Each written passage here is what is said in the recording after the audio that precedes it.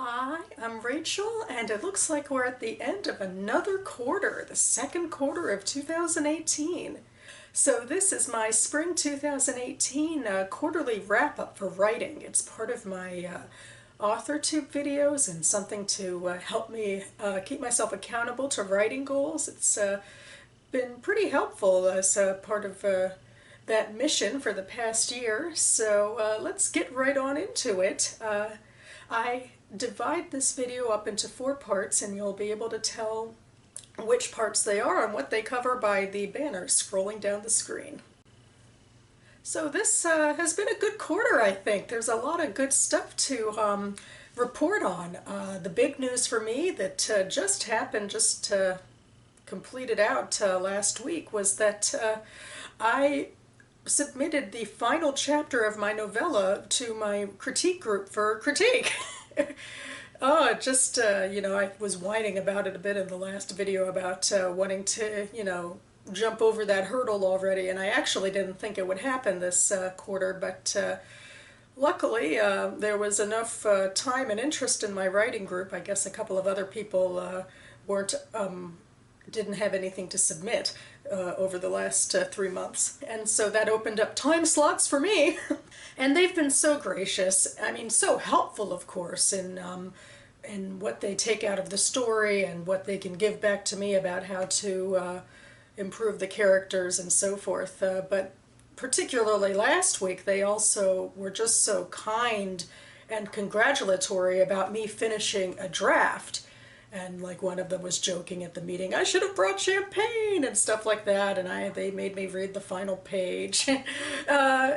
There were also a lot more events going on around town in this quarter. I mean, last quarter I believe I relegated my continuing education to a couple of NaNoWriMo videos, and those are great, and I continue to watch those as they come out. A lot of their talks with experts in the field or what have you. I remember there was one on short stories.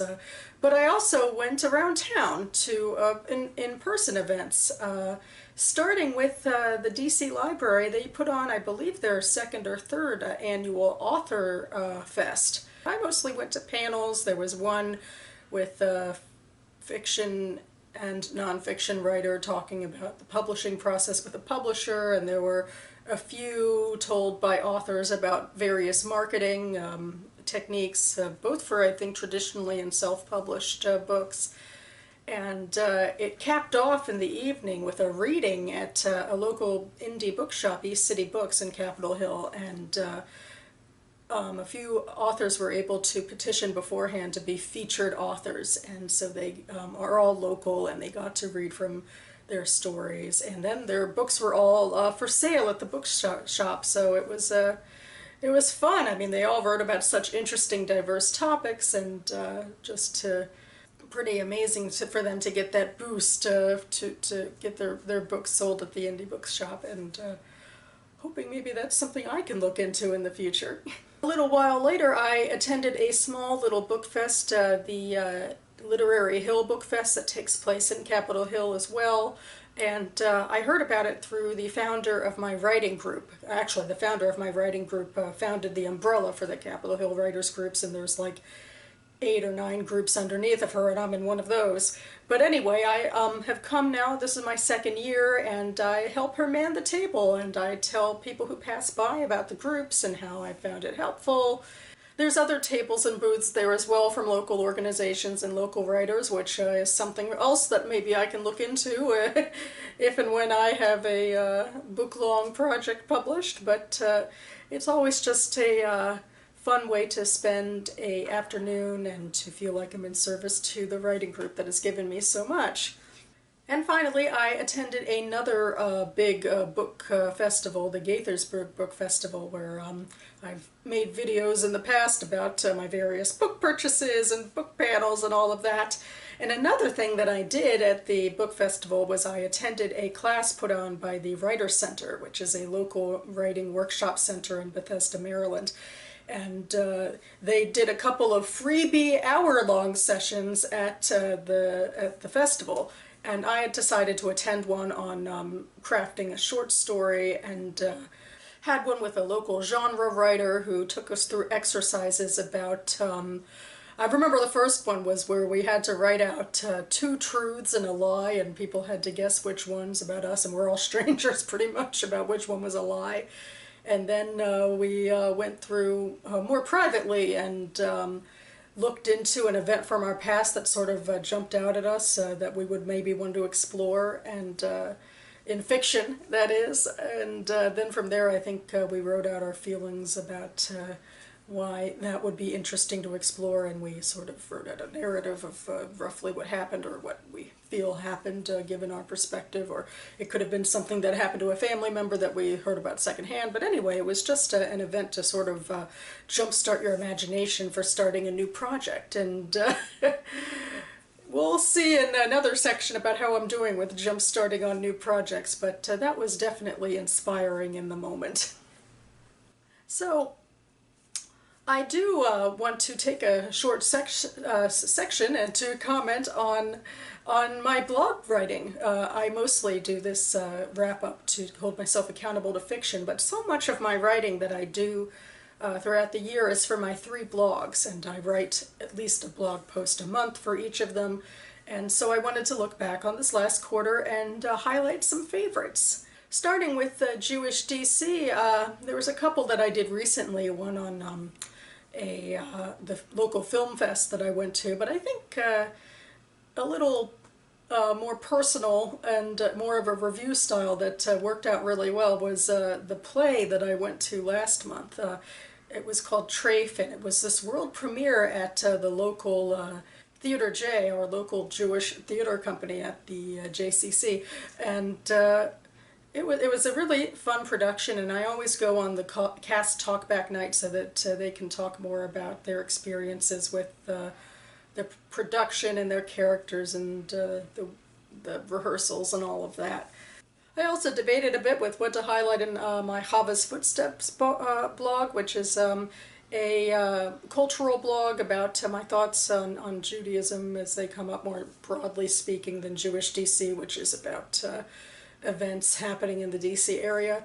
It's also sort of a pop culture blog. It's just sort of my catch-all. And this entry is kind of a catch-all, I guess. I wrote it in commemoration of a few things. I wrote it shortly after Philip Roth's death, and Philip Roth is not one of my favorite authors, not by a long shot. In fact, I count his book Portnoy's Complaint as my most hated book of all time. But I definitely have feelings about him as a Jewish American author, and I also was probing feelings about the men who loved Philip Roth, who talked to me about it, and about that whole idea that they see him as this author who talks about their own personal experiences sexually and philosophically as men. And that got me into thinking about who has influenced me personally through their writing about sexuality and philosophy about being a woman.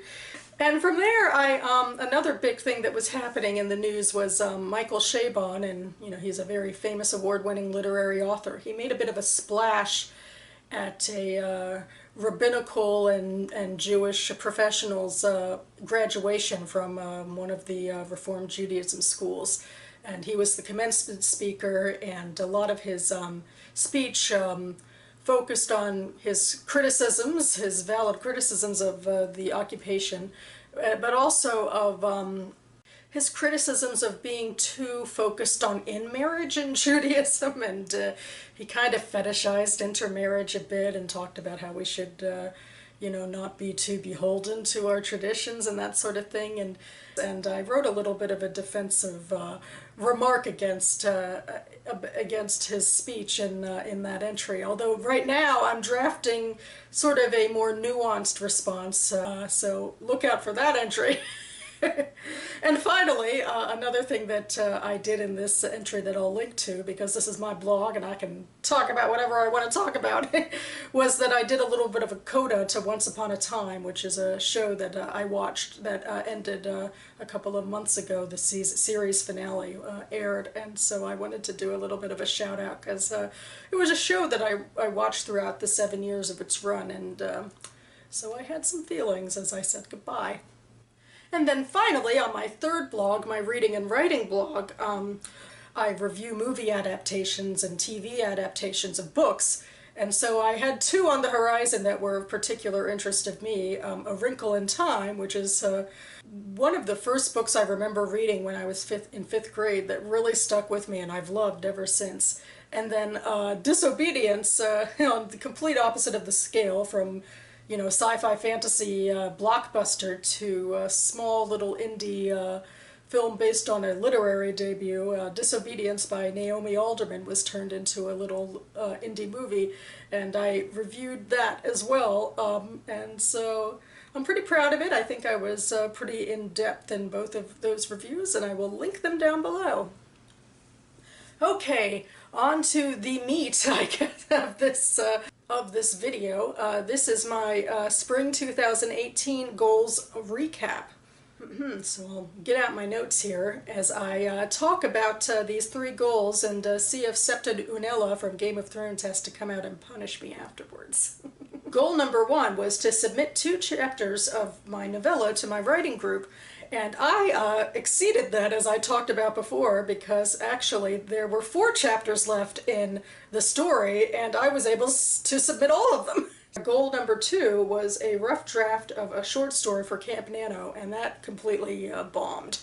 I did not get to doing any of that at all because I just couldn't focus on starting something new while I was in the midst of revising and getting that novella ready for further revisions. I just figured I would stay in a one project at a time mode, so despite the fact that I cast this goal for myself, knowing that I probably wouldn't be through with my novella last quarter, I cast it and I did not succeed with it.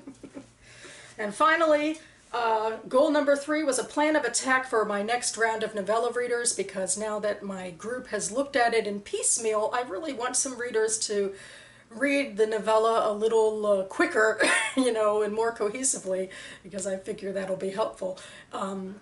And I've done some looking into possible readers. I know people that I'll ask. I've also sort of passive-aggressively asked a couple of people who have expressed interest in my writing, and I've been saying, oh yeah, and I'll be looking for new readers soon. So I guess I can kind of count this as a win. It isn't exactly a official list that I have done for new readers, but I have in mind who I'm going to ask when I'm finished with all of my next edits. So I'll count it as a win, and in either way I don't have to feel too bad about that, because overall I know that I failed anyway, so come on out, Septa Unella. Shame. Shame. Shame. It's a little too fun as a deterrent, so I don't know. I'm always a little more cool than I should be with not meeting my goals, but overall I am rather happy with how this quarter turned out. But that brings me to my next quarter, where I might be redeemed, and I talk about my summer 2018 quarterly goals announcement. So I have my notes here again for 3 new goals to meet in the next 3 months. So goal number 1 is to finish edits and submit my full novella to new readers, to go with that last goal that I was talking about. Now it's time to pay the piper. And then goal number 2 is to write a rough draft of a new short story, and I am not tying it to the new Camp NaNoWriMo, which is happening next month, because again, I really do think I want to focus on one project at a time here. But I do think if I put my pedal to the metal, I'll finish those new edits of the novella and would be able to send it out way before the 3 months of this quarter is out. And once I do that, and once the novella is sent out to people, I guess I shouldn't be waiting by the computer biting my nails. It would be a great time to start a new project, and I definitely have some short story ideas niggling in my head. And finally, goal number 3 is to create a comprehensive list of possible publications and contests that accept novellas. I've done a lot of unofficial late-night riffing through websites and taking a look at a couple of places, a couple stuck in my mind as places that I want to send the novella when it's ready for that step of publication, because I think I am getting closer and closer to that. And when I do finally get to that stage, I really want an official Excel document of places that I should be sending it off to. And So that about covers it for me now. I'm feeling upbeat. I really think the overall goal of these videos is holding true. It's that I'm remaining actively engaged in my own writing process all year long, and that definitely makes me feel great about where I'm going in my writing journey. So onwards and upwards into the hot months of summer, and I'll be back in 3 months to check in with my progress. So thank you all so much for watching. Keep writing, everyone, and I'll see you next time.